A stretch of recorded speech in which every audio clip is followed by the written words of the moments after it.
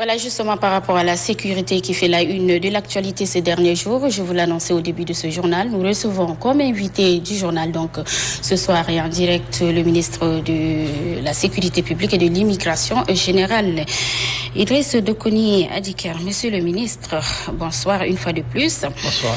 Alors, les événements du 20 octobre, comment vous les avez vécus et comment les Tchadiens ont vécu ces événements sur l'ensemble du territoire national? Écoutez, il faut d'abord reconnaître que c'est des événements très douloureux et qu'on ne voulait pas revivre. Parce que les Tchadiens ont oublié un peu tout ce qui est événement de ce genre. Et il faut situer les choses comme il se doit. Parce que depuis un certain temps, nous constatons que les réseaux sociaux se sont emparés de ces situations tout en diffusant des informations qui ne sont pas conformes. Et nous sommes là ce soir pour essayer d'apporter quand même quelques éclaircissements sur la manière dont les choses se sont passées. D'abord, par rapport à votre question, c'est vrai, il y a une association Wakitama qui avait demandé une demande de marche le 20 octobre, mais tout en ne respectant pas le délai légal, qui est en principe prévu de 5 jours. Vous avez tous eu à constater que nous avons communiqué avec cette structure, et moi personnellement, à travers mon conseiller juridique, et à qui ils ont déposé un document par un huissier, et nous avons demandé que ce document ne pourrait pas être reçu ces jours, mais plutôt ils peuvent reporter cette marche pour une date qui leur conviendrait, mais pas forcément le 20 octobre. Mais malheureusement, on s'est rendu compte que cette date était fatidique pour eux, et c'est une date qu'ils avaient déjà à l'idée depuis l'ouverture du déni. Et personne n'ignore que de tout temps, Wakitama, le transformateur et autres, ils ont toujours communiqué comme quoi qu'après le 20 octobre, il y aura un autre gouvernement qui sera mis en place. D'accord. Et ça n'a pas été un secret. Ils l'ont dit sur les ondes, ils l'ont dit à travers des messages qu'ils ont diffusés. Et malheureusement, ils sont restés droits dans leurs bottes par rapport à cette décision et ils se sont préparés pour que le 20, cette date malheureuse soit retenue et avec toutes les conséquences qu'ils ont eux-mêmes voulu l'assumer. Parce qu'ils le disent, qu'il y ait des morts d'hommes ou pas, on va marcher. Et c'est ce qui s'est passé.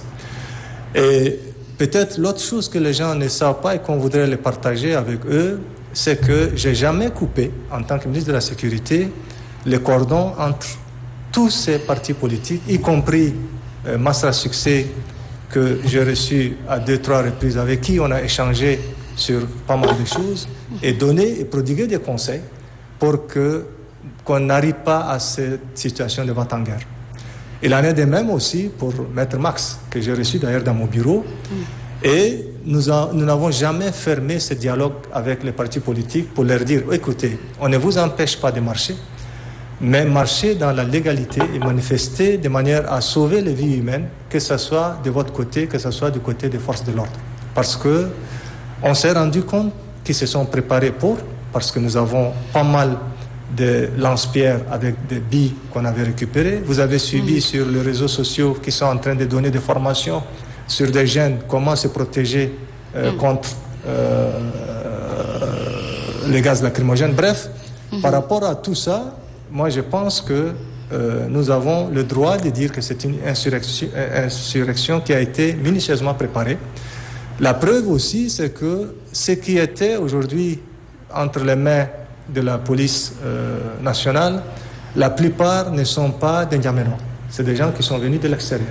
Il y a des gens qu'on a fait venir de Mondou, il y a des gens qu'on a fait venir de Doba, et il y a même des gens qui sont mystiques, qui sont venus ici sous prétexte qu'ils seront des blindés. C'est-à-dire, bref, c'est pour vous dire que c'est quelque chose qui a été minutieusement préparé, et malheureusement on est arrivé à la situation que tout le monde le sait aujourd'hui. Voilà, et si on parle du bilan d'une manière générale, et particulièrement du côté de la police, qu'en est-il? Écoutez, nous avons perdu des hommes, et c'est ce qui a déclenché aussi effectivement toute cette nervosité, que ce soit de part et d'autre. Aujourd'hui, la police nationale pas seulement la police, les forces de défense et de sécurité d'une manière générale ont perdu des dizaines d'hommes. Le Premier ministre a communiqué là-dessus et ces hommes sont la plupart touchés... Sur l'ensemble du territoire national. Sur l'ensemble du territoire national. La plupart de ces gens, ces hommes de forces de défense et de sécurité ont été blessés par balle. C'est ça ce qui est un peu étonnant dans cette démarche.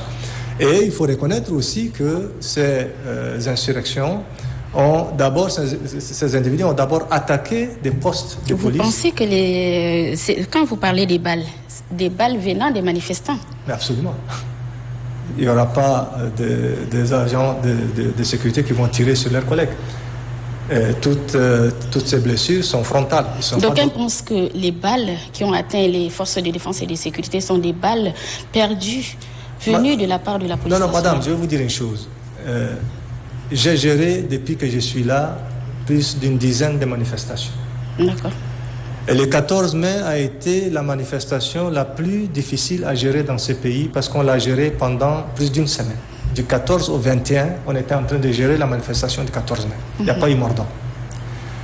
Et les instructions qui ont été données à chaque fois, c'est d'abord, de ne pas emporter des armes, et deuxièmement, de ne pas tirer. Et les instructions aussi des hautes autorités, surtout les chefs de l'État, à féliciter les forces de défense et de sécurité à plusieurs reprises pour la simple raison qu'il n'y a pas eu de mort d'homme dans la gestion de manifestations. C'est pour vous dire que nous sommes plus que qui que ce soit aujourd'hui soucieux de pouvoir sauver ces vies humaines et de le faire de manière très professionnelle, ce travail.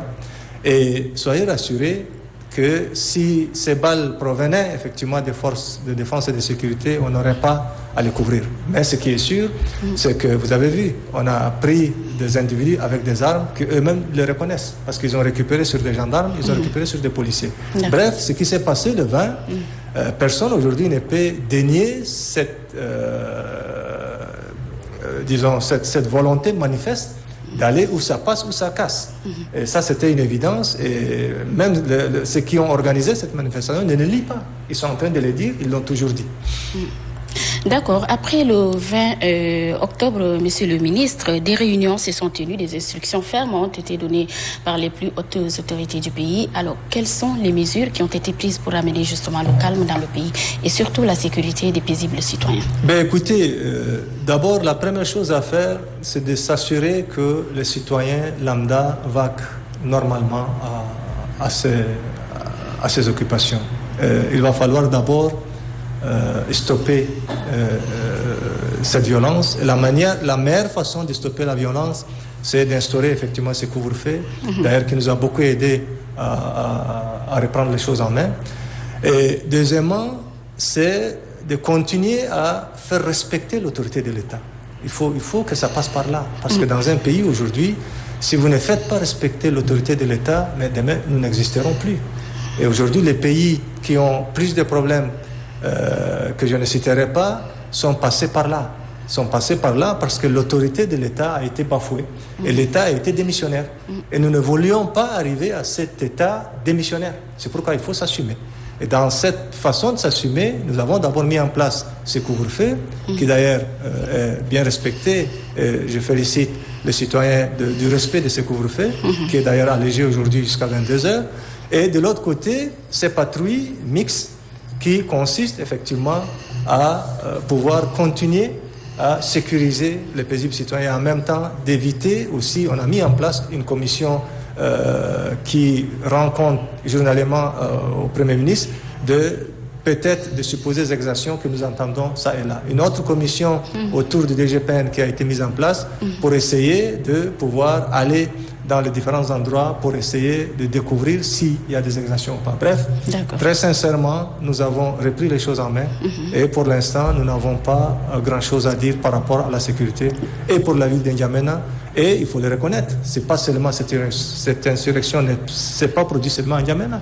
Nous avons des villes qui ont concomitamment étaient dans la rue, comme des villes comme Moundou, Doba, Koumra, où nous avons aussi quand même des morts, que ce soit du côté des forces de l'ordre ou du côté des insurgés. D'accord. À vous entendre, la population doit être rassurée et rester calme. Toutes les dispositions sont prises. Monsieur le ministre, des allégations font également état des milliers de personnes arrêtées et envoyées à Kouroutourou. Quel sera le sort de ces personnes? Ben écoutez, d'abord, c'est vrai, comme vous, je suis en train de suivre un peu les informations sur les réseaux et je ne pourrais qualifier que des allégations.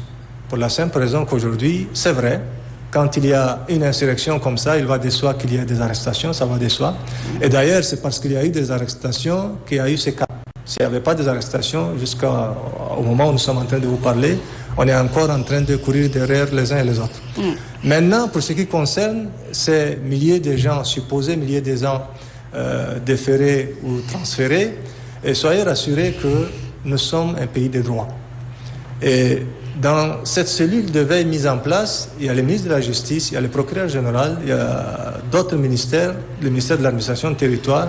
C'est vous dire que c'est des gens qui savent respecter. Et nous avons plus de 3-4 juristes avec nous. D'accord.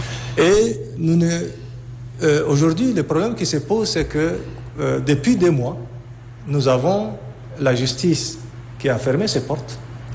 Il n'y a pas de justice. Et du moment où il n'y a pas de justice, nous avons en contrepartie, tous nos geôles sont remplis de brigands. Ça veut dire que ce n'est pas parce qu'il n'y a pas de justice qu'il n'y a pas de brigands, qu'il n'y a pas de voleurs. Donc toutes ces personnes sont arrêtées par la police et ne sont pas mises à la disposition de la justice. Voilà, c'est ça le problème. Parce qu'aujourd'hui, c'est pas aujourd'hui. Depuis 2 mois, tous les brigands et les gens qui sont arrêtés par les forces de défense et de sécurité ne sont pas déférés à la justice. Ils doivent être où? Ils doivent être dans les prisons, dans les commissariats. Et les centaines de personnes qui ont été arrêtées hier, et il faut le reconnaître, la plupart des gens qui ont été arrêtés, c'est une flagrance délit. Ce n'est pas des gens qu'on a supposés. Vous avez vu dans les réseaux sociaux, il y a des gens qui étaient drapés du drapeau du Tchad avec des coupes-coupes derrière. Vous avez vu des gens avec des cailloux. Vous avez trouvé des gens avec des armes. Vous avez vu des gens qui étaient tous armés. Et tous ces gens qui sont armés, ils ont été arrêtés en flagrance délit, dont on ne peut pas tout de suite les relâcher avant de les présenter à un juge. Du moment où les juges sont en grève, qu'est-ce qu'il faut faire? Il faut les garder en attendant que le juge reprenne. Pour les garder, il faut les mettre où? Dans des prisons. Les prisons sont remplies, il faut les amener où? Décongestionner et les amener dans les prisons les plus proches, de manière à ce que les gens aussi, vous ne pouvez pas aujourd'hui mettre dans une cellule, parce que les commissariats sont dotés de cellules, ce n'est pas des prisons. Et ces cellules ne peuvent pas contenir, des cellules de 2 mètres sur 2 ne peuvent pas contenir au-delà de 3, 4, 5 personnes. Et ces gens doivent, en attendant d'être présentés chez un juge où les juges sont en grève, il faut les garder quelque part. Et ça ne suppose pas qu'il y ait des milliers de gens, comme les gens le disent, déportés, enlevés. Non, c'est tout à fait normal que ces gens puissent, eux-mêmes pour leur propre hygiène naturelle, puissent être quelque part pour le temps qu'ils soient présentés à un juge. D'accord. Voilà. Monsieur le ministre, une dernière question. La plupart de ces manifestants, je pourrais dire à 90% de ces manifestants sont des jeunes. Vous, en tant que père de famille, quel est le conseil que vous pourrez donner à ces jeunes-là? Ben, écoutez, très sincèrement, le conseil que je vais donner, ce n'est pas aux jeunes, c'est aux hommes politiques. D'arrêter d'utiliser les enfants autrui pour leurs intérêts personnels. Et là, on l'a dit, que ce soit à Max, que ce soit peut-être Masra, il est en train de m'écouter. J'en ai eu pas mal d'échanges avec lui sur ce point. Et nous avons, vous vous rappelez, le 20 août, nous avons arrêté à peu près 220 individus qui étaient effectivement dans les mêmes idées, d'où 15 femmes qu'on nous a libérées. Et ce jour, j'ai appelé le service, disons, le bureau de Masra avec qui nous avons échangé et j'ai été très clair avec eux. Parce que ces jeunes, dans leur déclaration, même ceux qui sont maintenant des mineurs, ils ont reçu chacun 2000 francs CFA pour qu'ils aillent manifester sans pour autant comprendre 2000 francs venant de la part du parti, le transformateur. Ça, c'est un problème. De l'autre côté, arrêtons de mentir aux gens. Il y a eu une potion qui a été envoyée depuis le village. Tous ces jeunes, la veille, ont reçu en dotation cette potion magique sous prétexte de dire qu'ils seront invulnérables face aux balles. Parce que ce qui s'est passé, très sincèrement, c'est une idéologie nouvelle qui a été inculquée à ces jeunes pour dire qu'ils sont invulnérables. Et on a utilisé aussi des choses mystiques. C'est pas moi qui l'ai dit, vous pouvez justifier. Ce ne sont pas des rumeurs, monsieur le ministre. C'est pas de rumeurs. On a vérifié. C'est vérifié. C'est pas des rumeurs. Ça a été vérifié. Vous pouvez, après ce journal, vérifier. C'est pour vous dire que ces jeunes ont reçu cette portion.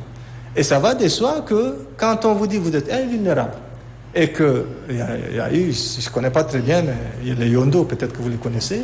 Ils sont très et ça, c'est des choses qui ne se disent pas, mais il va falloir les dire à un moment pour que ces jeunes comprennent que ces hommes politiques sont en train de pouvoir les tromper pour essayer de les mettre dans des situations un peu inconfortables. C'est pourquoi tout ce que je vais conseiller, c'est aux parents de pouvoir continuer à sensibiliser ces jeunes. D'ailleurs, ce que vous venez de voir avec vous, je l'ai constaté. Le gouverneur pour la ville de N'Djamena, c'était aussi sa mission, puisqu'on a demandé à ce que les forces de défense et de sécurité, les chefs de carré, les chefs de quartier, les maires, continuent à sensibiliser ces jeunes de manière à ce qu'on ne puisse pas retomber dans ces mêmes erreurs. D'accord. Dieu a protégé ce pays le 20, peut-être Dieu ne va pas encore protéger une seconde fois. C'est pourquoi moi je pense que chacun d'entre nous doit être conscient de manière à ce que nous ne puissions pas commettre l'erreur. Parce que imaginez-vous, parce qu'il y a des gens qui sont partis déjà sur une base religieuse, il y en a qui sont partis sur une base connotation, je ne sais pas, sud-nord, connotation. Et arrêtons ça.